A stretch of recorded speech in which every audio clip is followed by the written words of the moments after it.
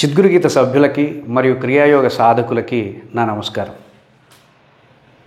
క్రియాయోగ శిక్షణలో కొన్ని సంవత్సరాలుగా సాధకులకి అద్భుతమైనటువంటి ఆధ్యాత్మిక రహస్యాలని, లౌకికమైనటువంటి ఆరోగ్య సమస్యల నుండి దాటేందుకు కావలసినటువంటి సాధనోపాయాలని అందిస్తున్న నేను మన చిద్గురుగీత సభ్యులకి మరియు చిద్గురుగీతలోకి నూతనంగా జాయిన్ అయ్యబోయేటటువంటి సభ్యుల కోసం షట్చక్ర ఆకర్షణ క్రియ అనేటటువంటి కార్యక్రమాన్ని రూపొందించిన సంగతి మీ అందరికీ తెలిసిందే. అయితే ఈరోజు వీడియోలో షట్చక్ర సాధనతో ఆరోగ్యాన్ని ఎలా పొందుతాము, షట్చక్ర సాధనలో ఏ విధమైనటువంటి సైద్ధాంతిక అంశములు ఉండడం వల్ల సాధకులకు పూర్తిస్థాయి ఆరోగ్యం అచిరకాలంలోనే సిద్ధిస్తుంది అనేటటువంటి అంశాలని మీకు ఈరోజు తెలియజేసే ప్రయత్నం చేస్తాను. ముందుగా షట్చక్ర సాధనకి ఆరోగ్యానికి ఏంటి సంబంధం అంటే, మన ఆరోగ్యం ఒక్కటే కాదు, మన జీవితంలో మనకి ఏ సమస్య కలిగినా, ఏ అంశంలో ఏ విధమైనటువంటి విపత్తు కలిగినా ఆ విపత్తుకి మన లోపల ఉండేటటువంటి శక్తికి సంబంధం ఉంటుంది. ఉంటుందా ఉండదా? ఉంటుంది. మీరు డాక్టర్ దగ్గరికి వెళ్తే అతను ఫస్ట్ మన ఎనర్జీ లెవెల్స్ చూస్తాడు, బ్రీత్ లెవెల్స్ చూస్తాడు, మన స్టామినా, స్ట్రెంగ్త్, దేహంలో ఉండేటటువంటి బలాన్ని తను అంచనా వేసుకొనే తన యొక్క థెరపీ క్రమాన్ని, తన యొక్క చికిత్సా క్రమాన్ని తను అవగాహన చేసుకొని మనకు అందిస్తాడు. అయితే షట్చక్ర సాధనలో మనం ఏ విధంగా మన సమస్యలను గుర్తిస్తాం, మన సమస్యల్ని ఏ విధంగా షట్చక్ర సాధనలో హీల్ చేసుకోబోతున్నాం అనేటటువంటి అంశాలని మీకు తెలియజేసే ప్రయత్నం చేస్తాం. ముందుగా ప్రతి సమస్య, ప్రతి రుగ్మత శక్తి లోపం వల్లే కలుగుతుంది. ముందుగా మనలో శక్తి క్షీణించడం వల్ల రోగాలు కావచ్చు, రుగ్మతలు కావచ్చు, దేహంలో ఉండేటటువంటి సమస్యలు ఇవి మనకు కలుగుతాయి. అది ఫస్ట్ మనం అర్థం చేసుకోవాల్సిన అంశం. ఇందులో మీకు తెలియజేయాల్సినటువంటి అంశం మరొకటి చెప్తాను. అసలు ఈ షట్చక్ర సాధన కావచ్చు, ఈ క్రియాయోగం ఈ రోజుకి సంబంధించింది కాదు. ఈరోజు మనం అందరం ఏదైనా సమస్య వస్తే అల్లోపతి వాడతాం. కానీ అల్లోపతి లేకముందు, అల్లోపతి కొన్ని వందల సంవత్సరాల క్రితమే కదా మనకు పరిచయం అయింది. మరి అల్లోపతి లేకముందు ఆయుర్వేదం ఉంది. మరి ఆయుర్వేదం కూడా కొన్ని వందల సంవత్సరాల క్రితమే మనకు పరిచయం అయింది. ఆయుర్వేదం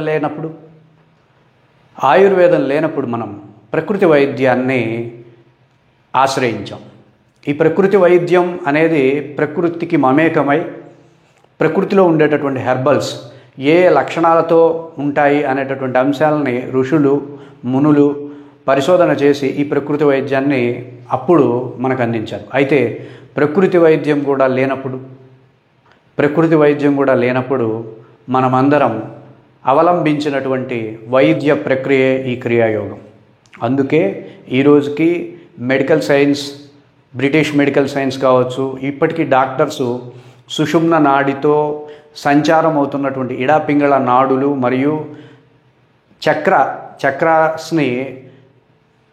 చక్రాస్ కూడి ఉన్నటువంటి లోగోస్ని వాడడాన్ని మీరు గమనించే ఉంటారు.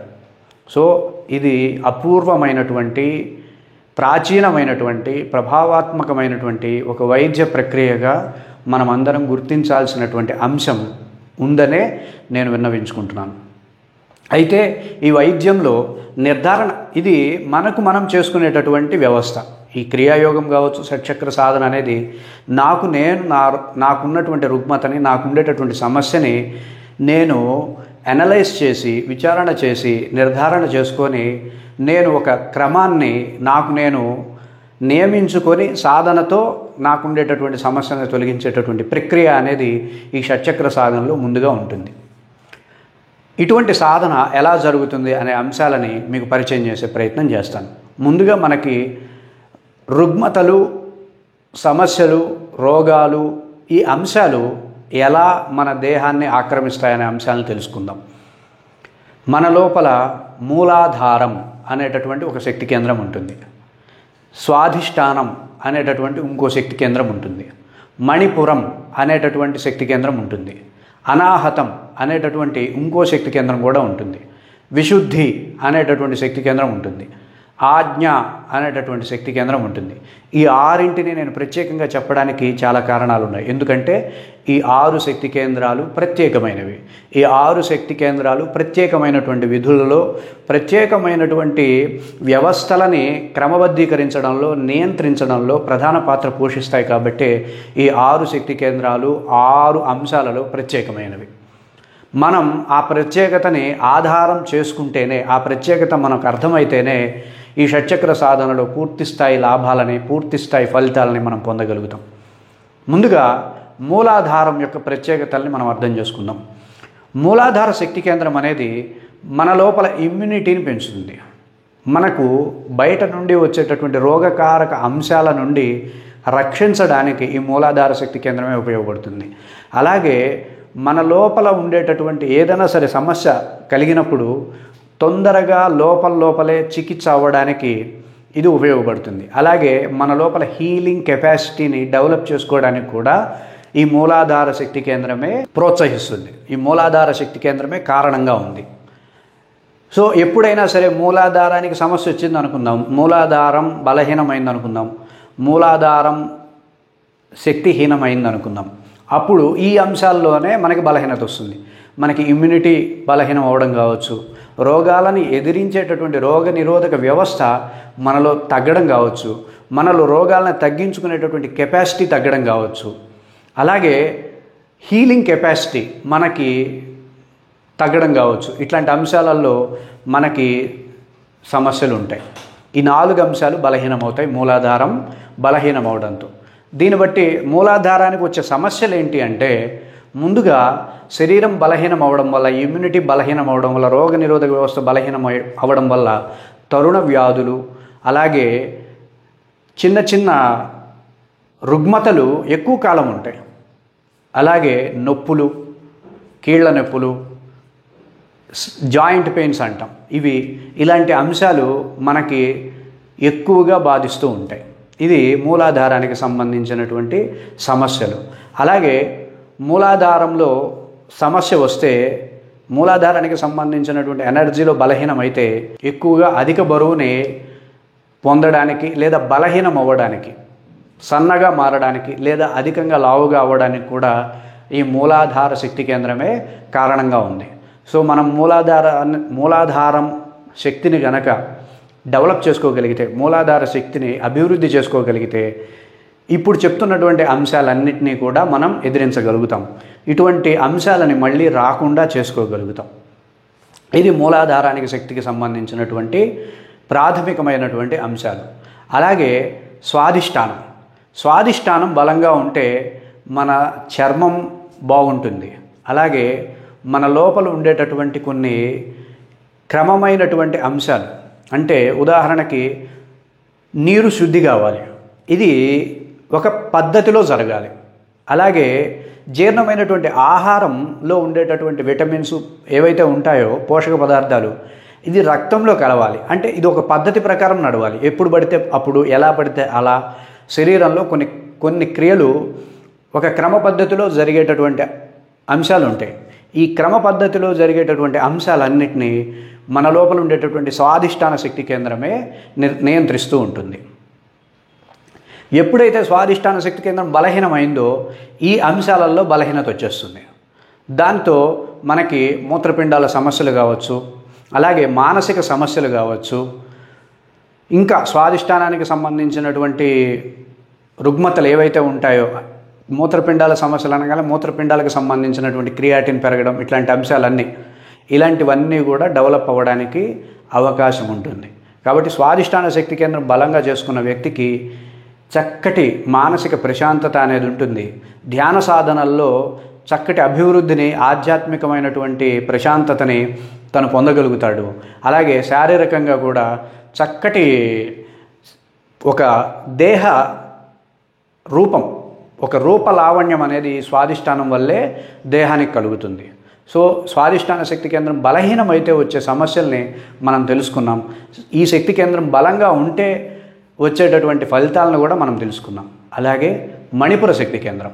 ఈ మణిపుర శక్తి కేంద్రం బలంగా ఉండడం వల్ల మన లోపల ఉష్ణం అనేది సమంగా ఉండి బ్యాలెన్స్డ్గా ఉండి అన్ని క్రియలు ఉష్ణం ఆధ్వర్యంలోనే, మన లోపల ఉండేటటువంటి ఉష్ణం ఆధ్వర్యంలోనే అన్ని క్రియలు సజావుగా జరగాలి. కాబట్టి అన్ని క్రియలు సక్రమంగా జరిగేటటువంటి అంశాలు ఈ మణిపురం బలంగా ఉండడం వల్ల జరుగుతుంది. ఎప్పుడైతే ఈ మణిపురం బలహీనం అవుతుందో అప్పుడు మనకి బీపీ అని, షుగర్ అని, అలాగే ఎసిడిటీస్ అని, అజీర్ణం అని, అలాగే ఈ నాభికి సంబంధించినటువంటి అంశాలు, పొట్టకి సంబంధించినటువంటి రుగ్మతలన్నీ కూడా ఈ మణిపురం బలహీనత వల్లే కలుగుతాయనేది మనం గుర్తించాలి. అలాగే అనాహత శక్తి కేంద్రం. అనాహత శక్తి కేంద్రం అనేది నిరంతరంగా జరిగేటటువంటి కొన్ని కార్యక్రమాలని ఈ అనాహత శక్తి కేంద్రం నిర్వర్తిస్తూ ఉంటుంది. అందులో ఒకటి గుండె కొట్టుకోవడం, అందులో ఒకటి శ్వాస తీసుకోవడం, అందులో కొన్ని అంశాలు ఏవైతే ఉన్నాయో, అనాహతం నియంత్రించేటటువంటి అంశాలు ఏవైతే ఉన్నాయో అవన్నీ బలంగా జరగాలి. అవి ఎంత బాగా ఉంటే, అనాహతం అనే శక్తి ఎంత బాగుంటే వాడి యొక్క ఆయుర్దాయం అంత బాగుంటుంది, వాడి యొక్క ఆత్మవిశ్వాసం అంత బాగుంటుంది, వాడి యొక్క ధైర్యం కావచ్చు, ఉత్సాహం కావచ్చు, వాడి లోపల ఉండేటటువంటి ఆ కాన్ఫిడెన్స్ అనేది ఈ అనాహతం వల్లే పెరుగుతుంది.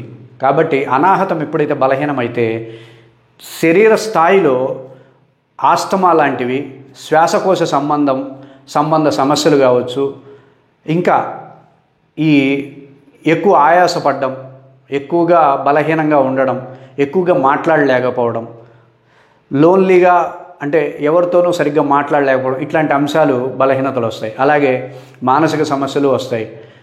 తొందరగా ఒక పనిని పూర్తి చేయడానికి కావాల్సినటువంటి ధైర్యోత్సాహాలు ఆ వ్యక్తిలో ఉండవు.